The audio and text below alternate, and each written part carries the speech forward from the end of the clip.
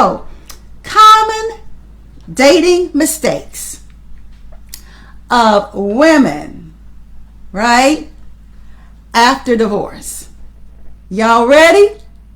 Y'all ready for it? Uh-oh, I have somebody saying they think team dinner. Well, I'm glad you're here with team lunch. I'm so glad. Well, let's get to it, because I want to get to it and let you all marinate on this.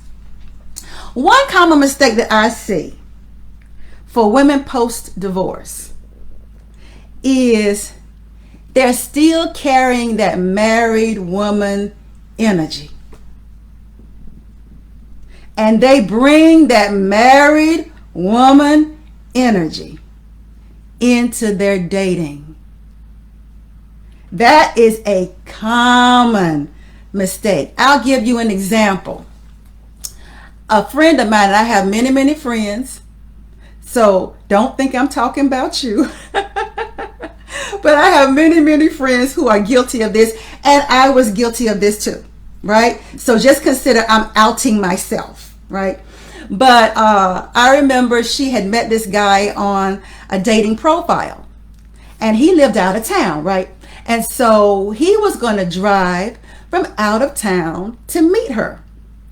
And she thought that since he was doing that, that he deserved a great home cooked meal, right? That he deserved a home cooked meal. Well, she was talking to me about it, and she was like, I can't figure out what to cook for him. I can't figure out what to cook for him, right? And I was like, you just met him, right? She's like, yeah, but he's driving a distance to meet me, and the least I could do is give him a home cooked meal. I'm not even going to ask how many of y'all are guilty. And I'm going to tell you why this is a mistake.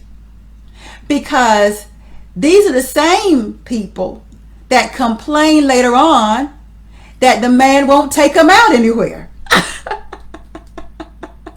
Right? They're like, well, all he does is come in and sit down and like I'm supposed to cook for him all the time. Well, my mama always said, start out the way you plan on holding out. Right?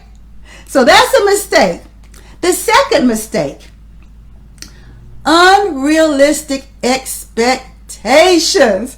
I see somebody saying, laugh out loud, trying to do the most too much too soon. That's right. That's right. Now, number 2, unrealistic expectations.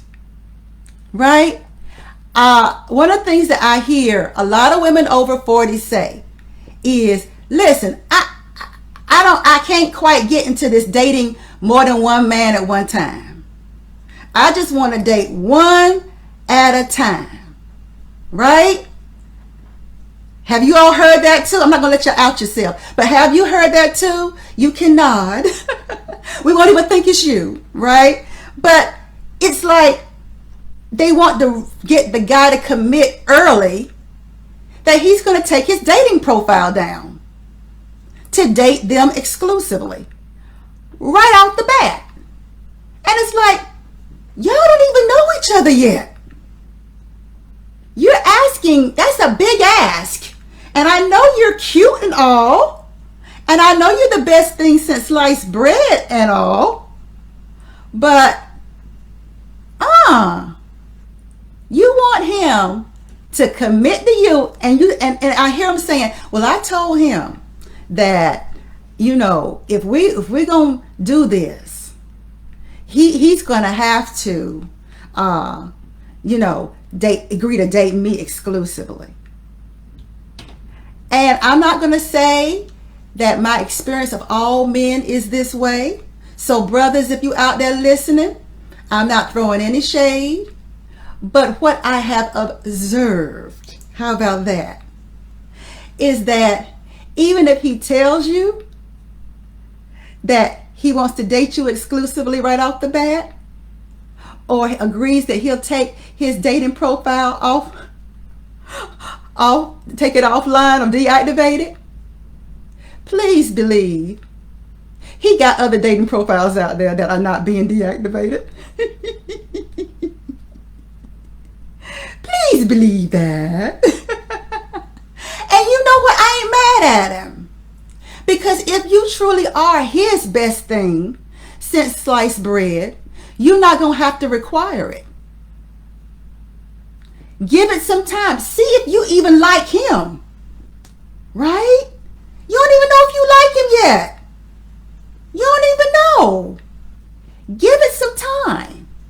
Make the expectations realistic. Right? Another unrealistic expectation is that the attention that you get in dating is the attention you're supposed to get all the way through.